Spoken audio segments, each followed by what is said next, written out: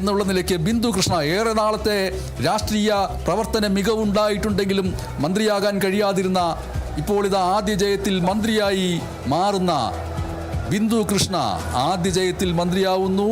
53-കാരിയായിട്ടുള്ള ബിന്ദു കൃഷ്ണ ഇതുവരെ നമ്മൾ കണ്ട സത്യപ്രതിജ്ഞയിൽ നിന്ന് വ്യത്യസ്തമായി ഒരു സ്ത്രീ സ്വരം ഉയർന്നു കേൾക്കാൻ പോകുന്നു.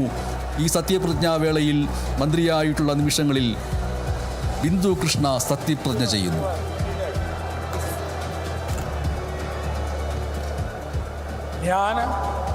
ബിന്ദു കൃഷ്ണ എന്ന ഞാൻ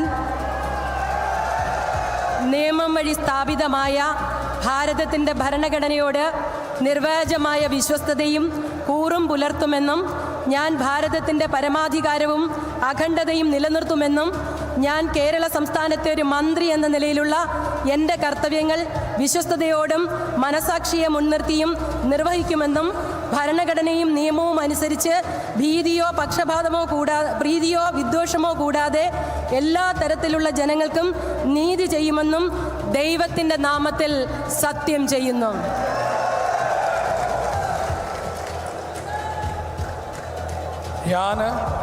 ബിന്ദു കൃഷ്ണ എന്ന ഞാൻ കേരള സംസ്ഥാനത്തെ ഒരു മന്ത്രി എന്ന നിലയിൽ എൻ്റെ പരിഗണനയിൽ കൊണ്ടുവരുന്നതോ എൻ്റെ അറിവിൽ വരുന്നതോ ആയ ഏതെങ്കിലും വിഷയം അങ്ങനെയുള്ള മന്ത്രി എന്ന നിലയിലുള്ള എൻ്റെ കർത്തവ്യങ്ങളുടെ മുറപ്രകാരമുള്ള നിർവഹണത്തിന് ആവശ്യമാകുന്നതൊഴികെ ഞാൻ ഏതെങ്കിലും ആളുകൾക്കോ നേരിട്ടോ നേരിട്ടല്ലാതെയോ അറിയിച്ചു കൊടുക്കുകയോ വെളിപ്പെടുത്തി കൊടുക്കുകയോ ചെയ്യുകയില്ലെന്ന് ദൈവനാമത്തിൽ സത്യം ചെയ്യുന്നു.